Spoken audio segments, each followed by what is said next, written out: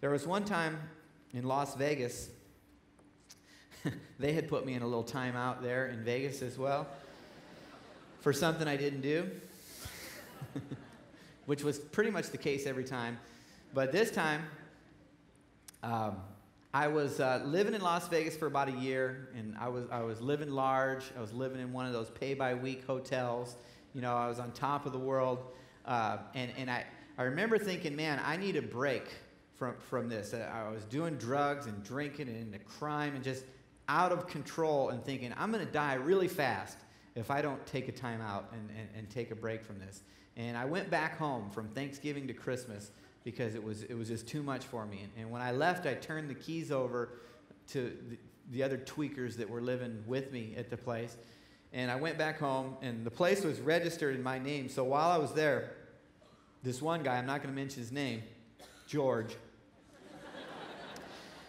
he robbed the security guard for a watch and a ring and took off. And it was my name on the thing, so he put the two and two together, and somehow the warrant got put out for me for doing that. And then when I was back living in Vegas, doing my thing, the police obviously were still discriminating against me and wanting me to stop being around the drug areas. And then he said, when he pulled me over and checked my ID, he said, "Oh, you got also warrant for armed robbery."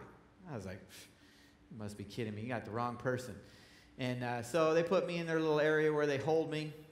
And I'm looking at the papers a few days later, and I realize I wasn't even in town when this happened. So I'm telling the guard, I'm like, "Good news. I wasn't even here. You got the wrong guy." You know, turns out everybody says that when they're in jail. They don't really care about that. And this long time started to pass where I'm in there for something someone else did. And I started getting filled with hatred and bitterness and anger. And if I look back on my whole life, that year after that was the blackest, darkest year ever. I could remember at points, because I wanted to kill this guy because I was in jail for something he did. And I can remember being so filled with hate, and in my mind thinking, when did this happen? When did I get so filled with all this rage and this anger and this hate? And even now, as we're Christians, you, me, I know what's down that dark alley. Anger for me is poison. Hatred is poison. Resentment is poison.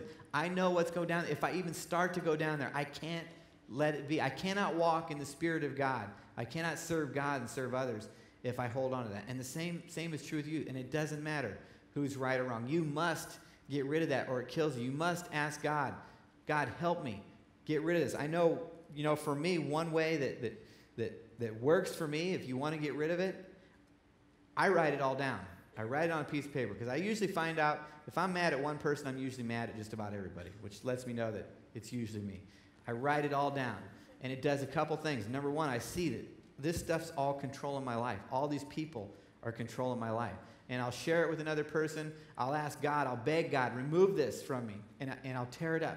And I don't know how it works, and I don't know why it works, but I know this verse, when I confess my sins, God's faithful and just to forgive me and cleanse me from all wickedness.